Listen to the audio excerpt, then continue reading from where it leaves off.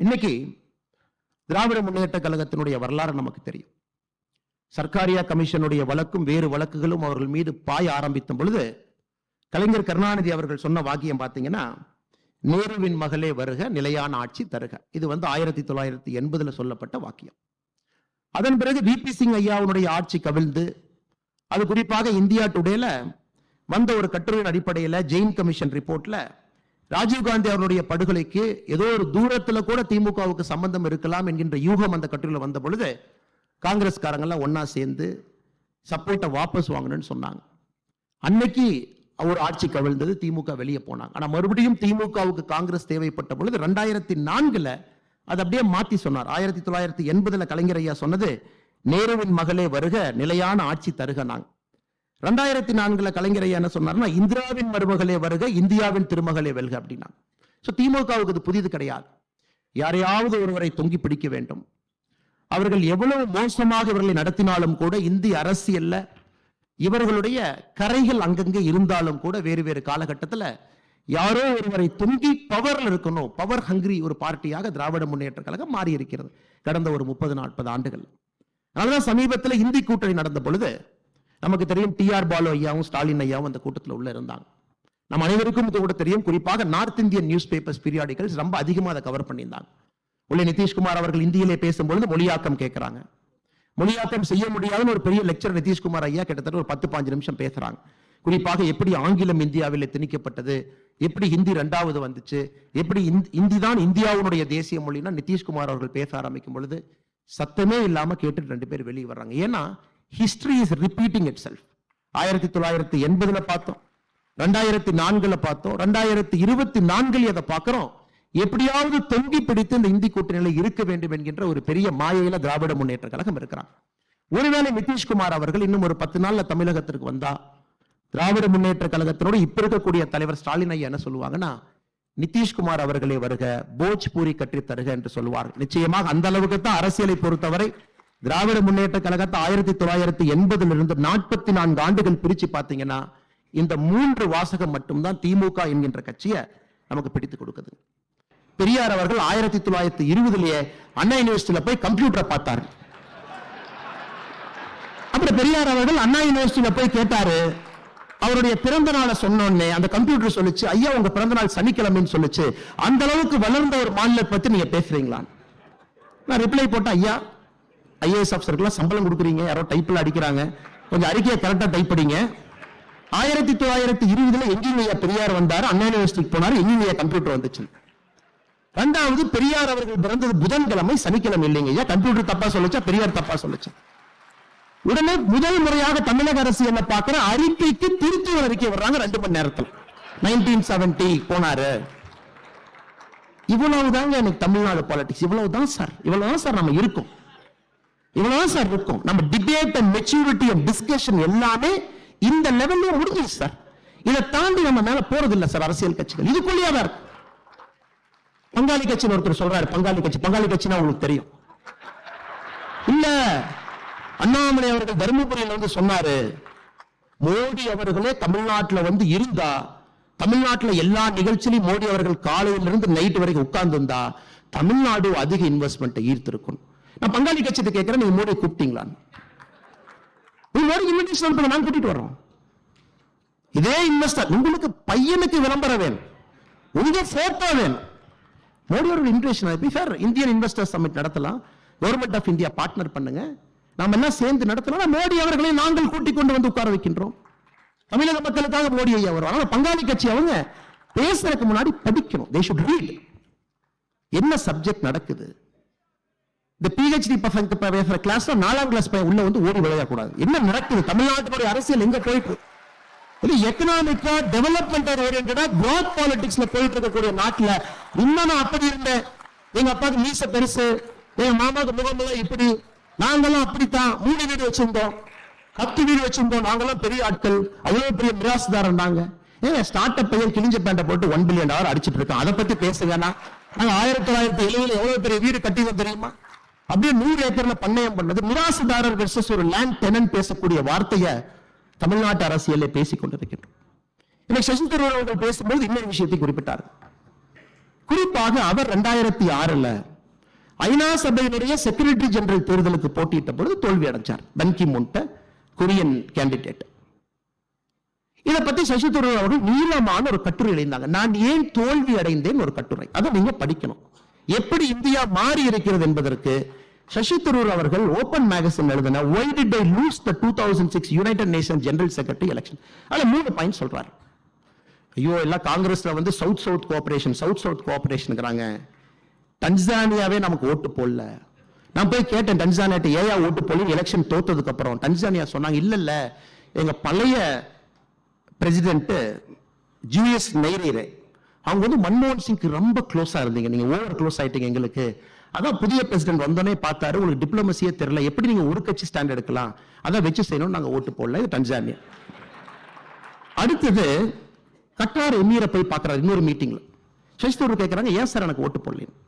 Emir of Khattar சொல்றாரு என்னைய வந்து ஓட்டு போடுங்கன்னு யாருமே கேட்கலீங்க உங்க அம்பாசிடர், ஆனா பெரிய அம்பாசிடர் வந்து கேட்டார், அவருக்கு ஓட்டு போட்டோம்.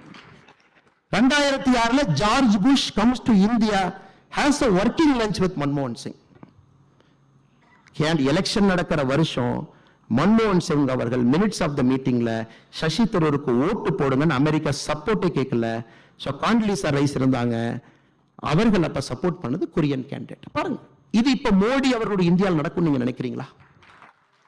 அதனால சசி தரூர் அவர்கள் கண்டிப்பாக ஐநா சபையினுடைய செக்ரட்டரி ஜெனரலாக இருப்பதற்கு முழு தகுதி பெற்றிருக்காரு, எந்த மாற்று கருத்து இல்லை. ஆனால் இப்ப இருந்தா நம்ம ஆக்கியிருப்போங்க. 2016 இருந்தா மோடி ஆக்கியிருப்பார், 2026 மோடி ஆக்குவார். ஆனால் நீங்க அந்த ஆர்டிக்கலை படிச்சாவே தெரியும் எப்படி ஃபாரின் பாலிசி இருந்துச்சு, இப்ப எப்படி இருக்கு. திரும்ப திரும்ப இந்த வட சொல்ற கடை தான் அதிகமா இருக்கு. நார்த் சவுத் நிதி பகிர்மானம் இல்ல, இப்படி பண்ணிட்டாங்க, பாப்புலேஷன் வச்சு கொடுக்கறாங்க. பாப்புலேஷன் வச்சு கொடுக்க ஆரம்பிச்சதே நீங்க தானுங்க. கட்கில் ஃபார்முலாவை கொண்டு வந்ததே நீங்க தான். இன்னைக்கு பீகார், இப்ப பீகார்ல சமீபத்தில் ஒரு ஆய்வறிக்கை படிச்சுங்க, வேற மாநிலத்துல என்னெல்லாம் பேசுறாங்க அப்படி. சோ பீகார்ல ஒரு நியூஸ் பேப்பர் ரொம்ப இன்ட்ரெஸ்டிங்கா ஒரு எக்கனாமிக் அனாலிசிஸ் போட்டிருந்தாங்க. நேரு அவர்கள் கம்பல்சரியா நார்த் இந்தியன் ஸ்டேட்ஸுக்கு ஃப்ரைட் ஈக்குவலைசேஷன் பாலிசி போட்டார். குறிப்பாக நம்மை போன்ற மாநிலங்கள், நம்ம சொன்ன அண்ணே ஊரெல்லாம் ஜார்க்கண்ட்ல இருக்கு, பீகார்ல இருக்கு. நாங்க ட்ரெயின்ல வந்து அயனூர்ல பீகார்ல இருந்து ஜார்க்கண்ட்ல இருந்து எடுத்துட்டு வந்தா தமிழ்நாட்டுக்கு ரொம்ப தூரம் இருக்கு. பக்கத்து மாநிலத்தில எல்லாம் தொழிற்சாலைகள் போய் எங்க ஆளுங்க போட்டுருவாங்க. அப்ப எங்க ஊர்ல ஒருத்தர் தொழிற்சாலை போடுறாருன்னா அவருக்கு அந்த இன்சென்டிவ் இருக்கணும். அயனூர் பீகார்ல இருந்து வர்றதுக்கு இன்சென்டிவ் கொடுக்கணும். நேரு என்ன சொன்னாங்க, ஓகே ஒத்துக்கிறோம், அயனூரும் கோலூரும் ஜாஸ்தி இந்த பெல்ட்ல இருக்கு, இருந்தும் தமிழ்நாடு கர்நாடகா கேரளா இண்டஸ்ட்ரி போட்டாங்கன்னா அவங்களுக்கு இன்சென்டிவைஸ் வர்றதுக்கு ஃப்ரைட் ஈக்குவலைசேஷன் பாலிசி, அதாவது ஒரு டன் ஓரை நீங்க பீகார்ல ஏத்தி அதை வெஸ்ட் பெங்காலுக்கு கொண்டு போனாலும் ஒரே ரேட், தமிழ்நாடு கொண்டு வந்தாலும் ஒரே ரேட்னு ஃப்ரைட் ஈக்குவலைசேஷன் பாலிசி கொண்டு வந்தாங்க. நம்ம இண்டஸ்ட்ரி ப்ராஸ்பர் ஆகும். இன்னைக்கு பீகார்காரன் கால்குலேட் பண்றான், அன்னைக்கு டிஸ்டன்ஸ் வச்சு நீங்க ஃப்ரைட் ஈக்குவலைசேஷன் இல்லாம டிஸ்டன்ஸ் வச்சு கணக்கு போட்டிருந்தா எனக்கு சதர்ன் ஸ்டேட்ஸ் 1,21,000 கோடி ரூபாய் கொடுக்கணுங்க.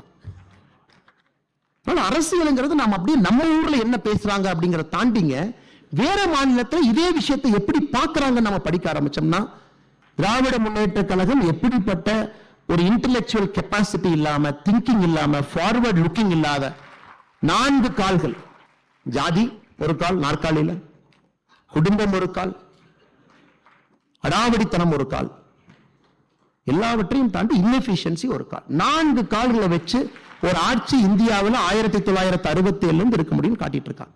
Money will always see the future. Money will never see the past. வரக்கூடிய பணம் என்பது ஃபியூச்சர் பொட்டன்ஷியலை பார்க்கும். அடுத்த 20 ஆண்டுகள் எங்க ஸ்டெபிலிட்டி ஆஃப் பொலிட்டிக்கல் எக்கனாமி என்ன, பாலிடிக்ஸ் எப்படி இருக்கு, கரப்ஷன் எப்படி இருக்கு, கோயிங் ரேட் எப்படி இருக்கு, பவர் சென்டர்ங்கிறது 2 பேர் கையில் இருக்கா, டெமோக்ராட்டிக்கா இருக்கா, நான் ஒரு ஆடிட்டர் மட்டும் பார்க்கணுமா, இல்ல அண்ணா நகர் ஒருத்தரை பார்க்கணுமா, இல்ல நைட்டு போய் மருமகனை பார்க்கணுமா? Yes, money will see the future, money will never see the past. அதனால சத்தமே இல்லாம பில்டிங் கண்டுங்க, பான்பராக் வாயை எவ்வளவு திட்டுறாங்க, 9,74,000 crore சாதாரணமா ட்ராக் பண்றாங்க. உத்தரப்பிரதேசம் 75 மாவட்டங்களுக்கு இன்வெஸ்ட்மெண்ட் பண்ணுச்சு, எவ்ரி சிங்கிள் டிஸ்ட்ரிக்ட் அட்ராக்டட் பண்ணி. நெப்போலியன் போனாப்பட்ட அருமையா சொல்லுவாருங்க, never wake up China, China எழுப்பிட்டுறாதீங்க, once China wakes up the world will tremble. நான் சொல்றேங்க, never wake up UP, once UP wakes up, நம்ம ஜிங்கோயிஸ்டுக்கா தமிழனா சொன்னா oh Tamil Nadu is in trouble, இந்தியனா சொன்னா Once UP wakes up, it will power India. 23 கோடி மக்கள் அவங்க கிராஸ் என்ரோல்மெண்ட் ரேஷியோ 36% இருக்கிறாங்க. If they hit 40%, சதர்ன் ஸ்டேட்ஸ்னுடைய மொத்த எஜுகேஷன் அவுட்புட் யூபி மட்டும் கொடுக்கும். எனக்கு ரொம்ப ஒரு கஷ்டமான வேலை ஒரு அரசியல் தலைவராக ஒரு இந்திய குடிமனாக இந்த சப்ஜெக்ட பேசும்பொழுதே உடம்பு மேல ஒரு கம்பளி பூச்சி ஊடுற ஃபீலிங்ல தாங்க நான் அதை பேசுறேன். ஏதோ ஒரு வாக்கியால் சண்டை வம்பு சண்டையை போல நார்த் இந்தியா எப்படி, அங்க பாருங்க பீகார் எப்படி, தமிழ்நாடு எப்படி. நம்ம அனைவரும் இந்த அரங்கத்தில் இருக்கக்கூடிய நம்ம அனைவருமே ஒரு பெருமையாக இருக்கக்கூடிய தமிழர்கள். அதை தாண்டி இந்தியாவை நேசிக்கக்கூடிய முதன்மையாளர்கள் தான் இந்த அரங்கத்தில் நாம் இருக்கும். நேஷன் ஃபர்ஸ்ட், கண்ட்ரி ஃபர்ஸ்ட் நம்ம ஒருங்கிணைச்சு உட்கார வச்சோம். இன்னைக்கு இதே யோகிஜி அவர்கள் ஒரு கேள்வி கேட்கிறாங்க. தமிழ்நாடுடைய லேபர் ரெஜிஸ்ட்ரேஷன் போர்டுல 25 லட்சம் மைக்ரண்ட் லேபரை பதிவு பண்ணிருக்காங்க. அபிஷியலி கவர்மெண்ட் ஆஃப் தமிழ்நாடு 25 லட்சம் மைக்ரண்ட் லேபரர்ஸ் பதிவு டேட்டா வச்சிருக்காங்க. அன்அபிஷியலி உங்களுக்கு தெரியும் அது 40 லட்சத்தை தாண்டி இருக்கும். இன்னைக்கு யோகி அவர்கள் முதலமைச்சருக்கு போன் போட்டு, அண்ணா என்னுடைய நார்த் இந்தியன் லேபரர் தமிழ்நாட்டுக்கு வந்து வேலை செய்யறான், உங்க ஊர்ல வேலை செய்யறான், அல்லது அண்ணாமலை ஊர்ல வேலை செய்யறான், அல்லது குருமூர்த்தி அவங்க ஊர்ல வேலை செய்யறான், அல்லது தமிழ்மணி ஐயா ஊர்ல வேலை செய்யறான், அல்லது ராதாகிருஷ்ணன் ஐயா ஊர்ல வேலை செய்யறான், நல்லி குப்சாமி செட்டியா ஊர்ல வேலை செய்யறான். அந்த மனிதனை உருவாக்குவதற்கு யூபி எவ்வளவு செலவு பண்ணிருக்கோம். அதனால ஒரு யூபி காரர் தமிழ்நாட்டில் வேலை செய்யறாங்க, எம்ப்ளாய்மெண்ட் போர்டு ரெஜிஸ்டர்ல இருக்கு, எனக்கு ஒரு 10,000 ரூபாய் அனுப்பிச்சுட்றீங்களேன்னு கேட்டா இது என்ன ஆகும் இந்த நாடு? மைக்ரோஸ்கோபிக்கா if you keep going examining this argument, இல்ல நான் லேபர் கொடுக்கறோம் உங்களுக்கு, காஸ்ட் ஆர்பிட்ரேஜ் தமிழ்நாட்டுக்கு வருது, you get a cheap labor north இந்தியால இருந்து, directly you get a cost arbitrage. Indian software company முதல்ல இருந்த மாதிரி 1990 2000. இப்ப யோகி அவர்கள் நிதிஷ்குமார் அவர்கள் அந்த ஆர்குமெண்ட் நம்ம முன்னாடி வச்சா, நாளைக்கு காலையில எங்களுக்கு எந்த நார்த் இந்தியன் லேபரும் வேண்டாம், தயவு செஞ்சு நீங்க போங்கப்பா, எங்க வேலையை பார்த்துக்கிறோம் நம்மால் சொல்ல முடியுமா? அதனால்தான் திராவிட முன்னேற்ற கழகம் தன்னுடைய அரசியல் வாழ்விலே முதல் முறையாக ஹிந்தியில பத்திரிகை அறிப்பு கொடுத்தாங்க. ஹிந்தியில பிரஸ் ரிலீஸ் கொடுத்தாங்க. மைக்ரண்ட் லேபர் கிரைசிஸ் வரும்போது ஹிந்தியில பிரஸ் ரிலீஸ் கொடுத்தாங்க.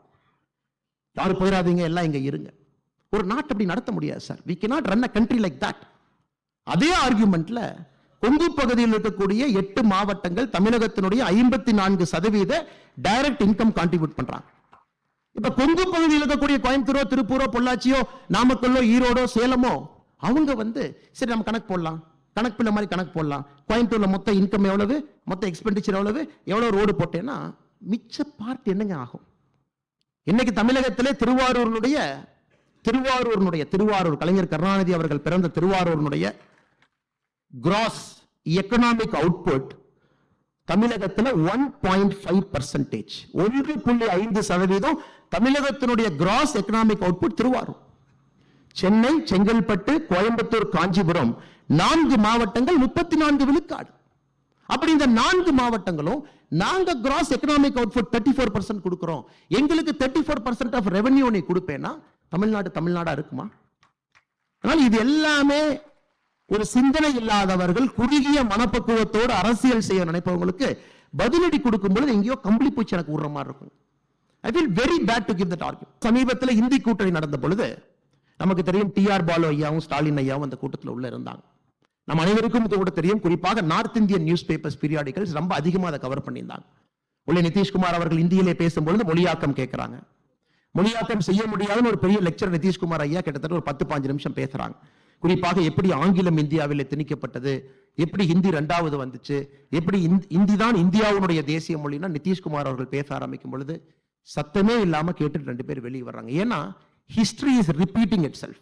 1980 பார்த்தோம், 2004 பார்த்தோம், 2024 அதை பார்க்கிறோம். எப்படியாவது தொங்கி பிடித்து இந்த இந்தி கூட்டணியில் இருக்க வேண்டும் என்கின்ற ஒரு பெரிய மாயையில திராவிட முன்னேற்ற கழகம் இருக்கிறார். ஒருவேளை நிதிஷ்குமார் அவர்கள் இன்னும் ஒரு 10 நாள்ல தமிழகத்திற்கு வந்தா திராவிட முன்னேற்ற கழகத்தினோடு இப்ப இருக்கக்கூடிய தலைவர் ஸ்டாலின் ஐயா என்ன சொல்லுவாங்கன்னா, நிதிஷ்குமார் அவர்களே வருக, போஜ்பூரி கற்றி தருக என்று சொல்லுவார்கள். நிச்சயமாக அந்த அளவுக்கு தான் அரசியலை பொறுத்தவரை திராவிட முன்னேற்ற கழகத்தை 1980 44 ஆண்டுகள் பிரிச்சு பாத்தீங்கன்னா இந்த 3 வாசகம் மட்டும்தான் திமுக என்கின்ற கட்சியை நமக்கு பிடித்து கொடுக்குது.